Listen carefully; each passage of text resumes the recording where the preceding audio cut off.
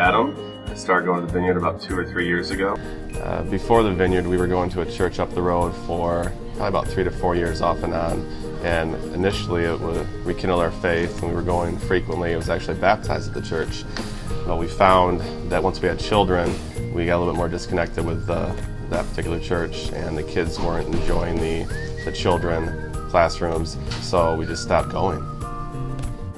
My sister-in-law, Kathy, met her neighbor, who happened to be Lauren at the time, and Lauren came over to Kathy's house. She was having a little party, and Corinne happened to be there, my wife, and Lauren informed the girls that she was a pastor at a church up the road and invited them to a speech she was doing, a sermon. And the girls went and had a great time, and Corinne suggested that the kids and I go to the next service. And right away we walked in there. It was really warm, friendly, welcoming.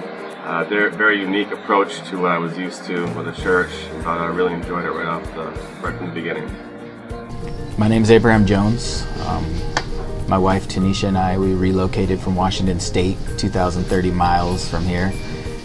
When we first pulled in here, one of my very first experiences was actually meeting Pastor Mike. He was my next door neighbor, and he helped unload our entire 26-foot Penske into the garage and into the house. If you guys know Pastor Mike's arms, they don't hold up that long, but he worked the entire time, got that thing emptied out with us. We were working the whole day. It was really a pivotal moment in my life here, just saying, wow, the neighbors are really helpful around here. It really spoke to me. Later on when we were talking, that's when I found out he was pastor of the Vineyard North.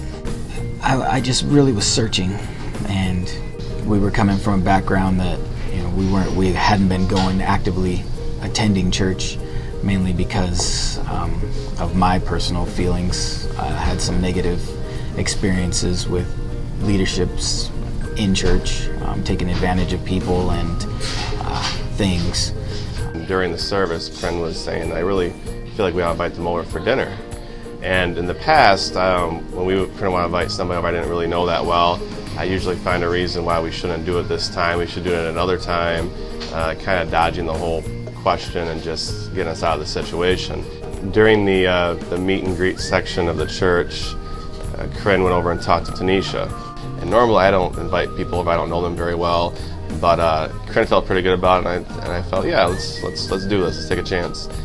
So Adam and Corinne approached us, just asked if we were willing to come over and have dinner with them, and asked us if we had any dietary needs, that would, if we were vegetarian or if there was all right if we could have a beer.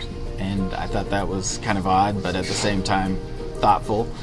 We're very private people, and obviously we just relocated, so we didn't know anyone, and it wasn't, I don't know if I would have made an excuse in most cases. I would say that they're a great influence in why we stayed at the Vineyard North. Them opening their home to us and feeding us and our whole family was pretty special. From that moment, it kind of sprouted a great friendship where we do a men's group in the morning together. We actually do a family Bible study that we've been doing the last several months. And just that initial leap of inviting somebody over that you don't know who they are and taking that chance has just been an amazing experience for us. I just really wanted to do the same in my neighborhood as was done for me. And there was a young man, Michael, who lived in the neighborhood that I just reached out and invited to join us. And he's joined us, and now he's also a great friend of ours.